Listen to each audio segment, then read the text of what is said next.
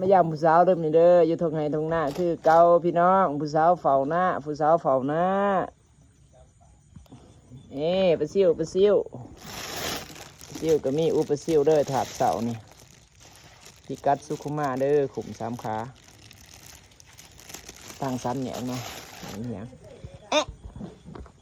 นั่งรถซื่อเอ็นเนาะ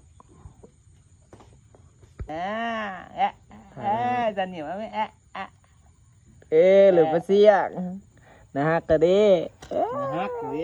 จ้าแขวซองเดียมเลยเงิน50 บาทคำ10 บาทมันเป็นตัวหนึ่งมันตายตัวหนึ่งท่านบ่ได้ละเมื่อนี่มาเบิงเด้อใครอยากเห็นนะฮะขนาดมันไว้ก่อนก็ได้ไก่เจียวแล้วเด้อไก่เจียวนะเขาโอนเลี้ยงหมาบเลยเสียดายแต่ฝนตกตีพี่น้องเอ้ย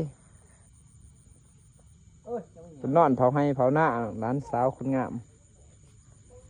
คักเขาหน้า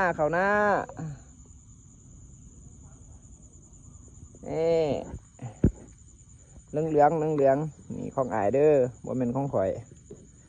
ยกำลังถอก